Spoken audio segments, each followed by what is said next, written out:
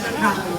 आप सभी से हमारा अनुरोध है कि कृपया इन बातों को। मुख्यमंत्री नीतीश कुमार ने मुख्यमंत्री सचिवालय स्थित संवाद के सामने आयोजित कार्यक्रम में मुख्यमंत्री ग्राम परिवहन योजना के अंतर्गत 350 एम्बुलेंस लाभुकों को सौंपने के साथ साथ पटना में 50 सीएनजी बसों को हरी झंडी दिखाकर रवाना किया।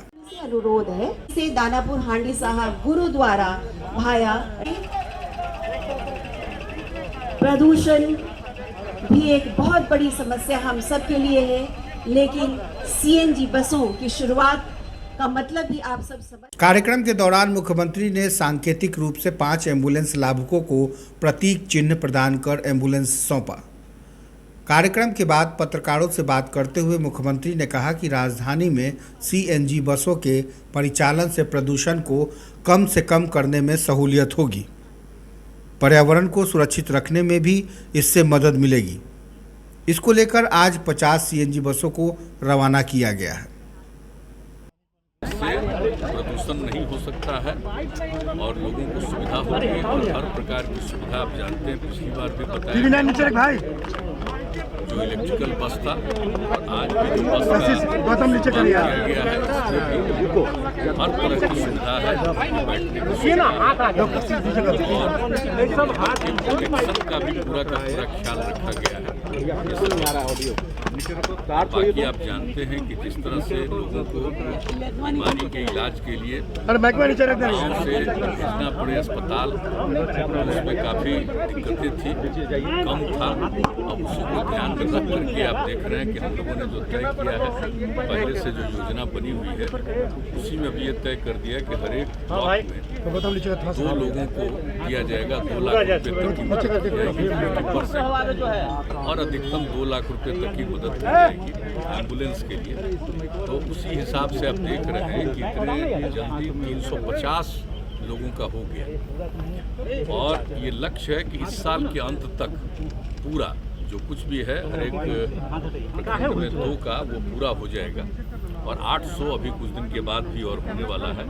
ये जैसा बताया गया है कि अक्टूबर महीने तक वो भी हो जाएगा। तो इस तरह से जो एम्बुलेंस की सुविधा हो जाएगी, जो देख रहे थे कि अभी जो कोरोना का दौर चला है तो उनको कहीं से भेजने में काफ़ी तरह की दिक्कतें आई थी। एक तो उसको भी देखते हुए और कोरोना तो आज है, कल किसी भी प्रकार की बीमारी का कोई सामना करे तो उसको अस्पताल ले जाने में कोई दिक्कत नहीं, नंबर 1। और नंबर 2 दूसरी बात है कि जो एक्सीडेंट वगैरह होता है रोड्स पर, तो आप जानते ही हैं कि अब इतना ज़्यादा सड़क बन गया है, बहुत ही बड़ी बड़ी सड़कें बनी हैं, सब कुछ किया गया है, लेकिन फिर कहीं ना कहीं सड़कों पर दुर्घटनाएँ होती हैं और अगर कोई उस इलाके का आदमी दुर्घटना का पीड़ित है तो उसको तत्काल इलाज के लिए, उसके बचाव के लिए अस्पताल वगैरह में पहुंचाना है, तो अगर एम्बुलेंस नहीं होने पर तो दिक्कत होती है। एक सीमित समय रहता है, अगर उस बीच में इलाज शुरू हो जाए तो उनके बचने की संभावना रहती है। तो इसलिए इस बात का भी ध्यान,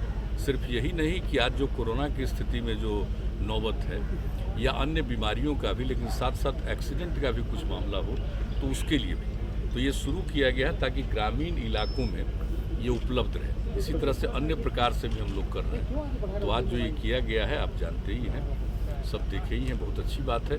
और पटना टाउन में अब जिस तरह से प्रदूषण को कम से कम करने के लिए, पर्यावरण के संरक्षण के लिए जो उपाय किया जा रहा है, तो आप देख ही रहे हैं, ये भी किया गया है।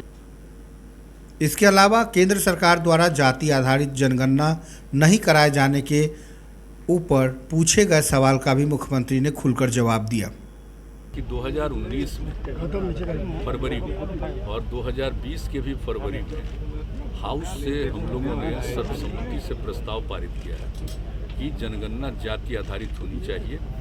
और इसके बारे में तो बराबर आप जानते हैं कि हम लोग का जो विचार है वो आप जानते हैं 90 से ये दिमाग में बात आई और उसके बारे में हम कई बार बता चुके हैं, लेकिन यहाँ पर भी हाउस के अंदर भी इस बातों को रखे 2019 में भी और 2020 में भी, तो वहाँ से भी हम लोगों ने सर्वसम्मति से प्रस्ताव भेजा है। हम तो आग्रह करेंगे कि एक बार जरूर करना चाहिए। अब 10 के बाद कुछ दिन के बाद लोगों ने किया था, कास्ट का सेंसस किया, तो उसका तो कोई मतलब आया नहीं, ठीक से हुआ नहीं।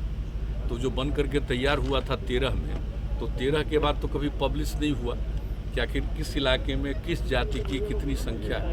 एक बार जरूर होना चाहिए कास्ट बेस्ड सेंसस, ताकि मालूम हो जाए और जो गरीब गुरबा तबके के लोग हैं, SC ST के अलावे बाकी जो लोग हैं, उनको भी इसका लाभ मिलेगा और पता चल जाएगा कि सही मायने में इनकी संख्या कितनी है। और जब संख्या का पता चलेगा तो आप उनके उद्धार के लिए भी, उनको विकसित करने के लिए काम करेंगे। तो मैं तो पुनः अनुरोध करूंगा कि भाई हम लोगों का है, और उधर जो पार्लियामेंट में ये बताया गया कि नहीं हो पाएगा, तो हम लोग तो आग्रह करेंगे कि इस पर जरूर गौर करिए।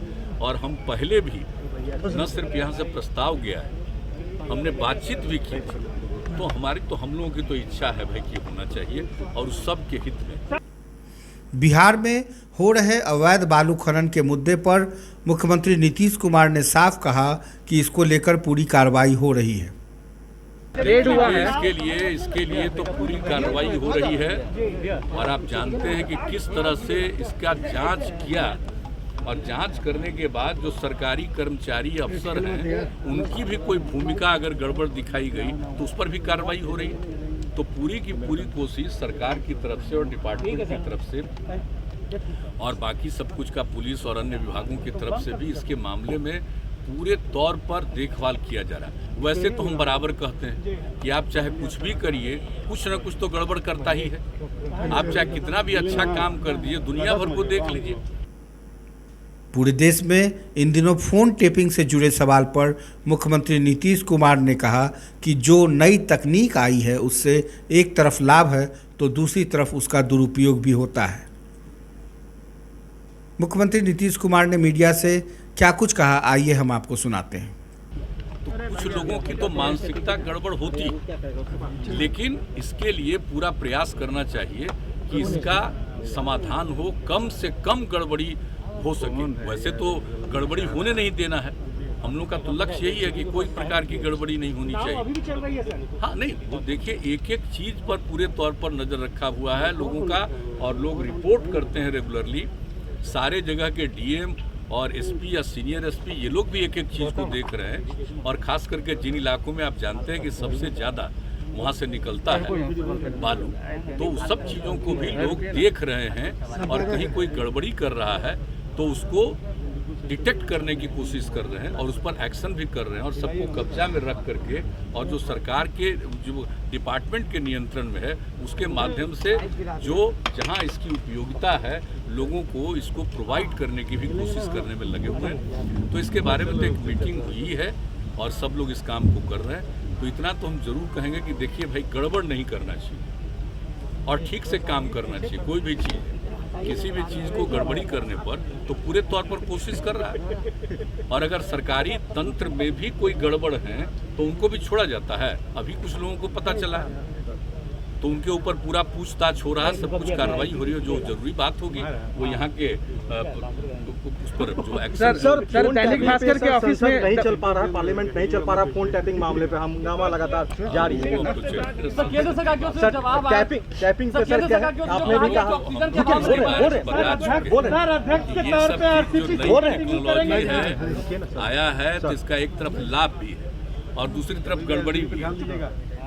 लोगों की चीज़ों को देखने के लिए, नियंत्रित करने के लिए बहुत तरह की बात है, तो इस पर तो निश्चित रूप से पूरे तौर पर कार्रवाई होनी चाहिए। आप देख रहे हैं केंद्र सरकार ने भी तो कहा ही है, केंद्र सरकार ने तो कहा ही है इसके बारे में कि जो गलत चीज़ें उस पर एक्शन होना चाहिए। तो इसलिए इसके बारे में तो सब लोगों की राय होनी चाहिए कि कभी भी किसी को तंग नहीं करना चाहिए और किसी को भी इस तरह से उसके चीज़ों को अपने नियंत्रण में लेने की कोशिश नहीं होनी चाहिए। जो नई टेक्नोलॉजी आई है आप जानते हैं उसका तो दो पहलू है ही, दो पहलू तो हो ही गया है। एक तरफ सबको लाभ है और दूसरी तरफ लोग उसी के माध्यम से नुकसान भी करते हैं। तो ये चीज तो आ गया, आप देखें। सर ऑक्सीजन मामले पर सर बात कहा गया कि ऑक्सीजन से मौत नहीं हुई है सर संसद में। ऑक्सीजन के बारे में तो जितना काम किया जा रहा है जरा देख लीजिए और अच्छी तरह जान लीजिए कि जो कुछ भी अचानक जो ऑक्सीजन की जरूरत पड़ी तो सब जगह की थोड़ी दिक्कतें आई, लेकिन उसको फिर से हर तरह का समाधान किया गया और उसके लिए जितनी तैयारी है कि कोरोना ही नहीं, किसी भी तरह से बीमारियों में किसी प्रकार से ऑक्सीजन की कोई दिक्कत नहीं हो, कोई कमी नहीं हो, इसके लिए सारा हो रहा। सारे अपने अस्पतालों में जो आपका मेडिकल कॉलेज और ये सब है, अस्पताल भी है, सब जगह और दूसरे जगहों पर भी पूरे तौर पर तैयारी चल रही है। आप समझ लीजिए अगले महीने में बहुत कुछ पूरा हो जाएगा। कुछ जगहों पर तो पूरा हुआ है, लेकिन ये उम्मीद है जो बराबर रोज प्रतिदिन उसके बारे में क्या डेवलपमेंट उसकी रिपोर्ट आती है हमारे पास, तो उस हिसाब से ऐसा लगता है कि अगले महीने में पूरे तौर पर ये सब काम हो जाएगा। आदर्श समाचार के लिए पटना से राकेश कुमार की बहुत बड़ी रिपोर्ट। समस्या हम सब के लिए है, लेकिन सीएनजी बसों की शुरुआत का मतलब भी आप सब समझ गए होंगे कि हाँ, ये सब किस तरह से हम इन बसों के परिचालन से प्रदूषण से बच सकते हैं।